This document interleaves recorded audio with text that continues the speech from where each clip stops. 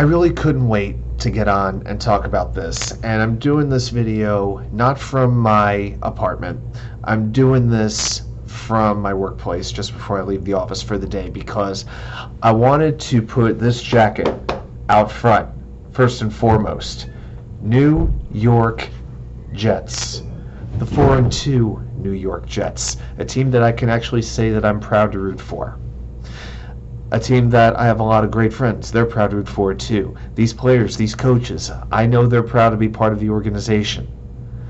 But there's one person that we now know of who isn't. Elijah Moore, or as he was called when he was drafted, future Pro Bowler Elijah Moore by Lavernius Coles. Well, it looks like Elijah Moore is interested in taking his talents elsewhere. And he's allowed to do whatever he wants. He can make all the requests that he wants.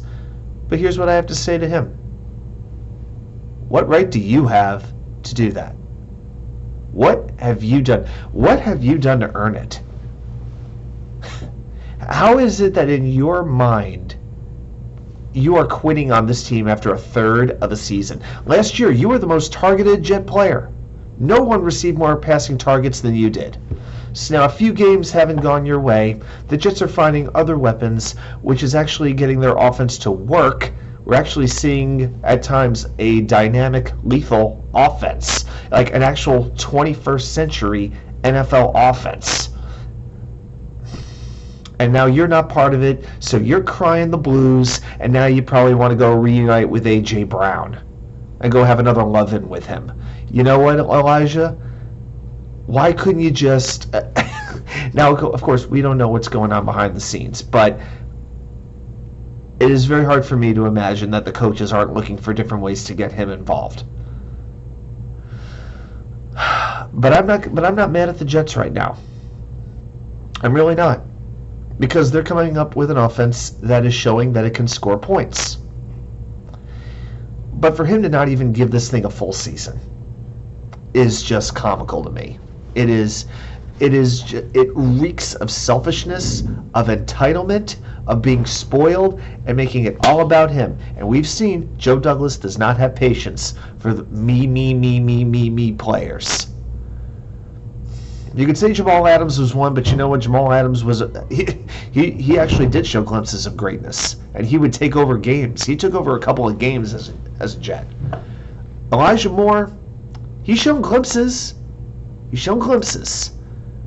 But he hadn't put it together. Put it this way, my expectations for him and for a lot of us is a lot higher than what we've seen so far. And at this point, I hope they don't trade him. Let him rot. Let him just rot. You know what? Unless somebody calls, hey, if the Panthers want to call and offer DJ Moore or something like that, hey, maybe the Phillies can offer Devontae Smith. We'll give Elijah Moore back. We'll have the two of them reuniting. It'll be so cute. Elijah Moore and A.J. Brown. But I'm not interested in trading him unless it's an absolute blow-me-out-of-the-water offer. And I think Joe Douglas is smart enough to not do that. He wasn't afraid to trade Jamal Adams, but this is one of his draft picks. Stakes are a little bit different here. I just find it very hard to believe that they're actually going to get rid of him right now. You know what? Here's what I do. I would sit him down this week. Deactivate him. It'll be pretty much as if he may as well have been deactivated last week against Green Bay when he had his one target. So you know what? Play Denzel Mims.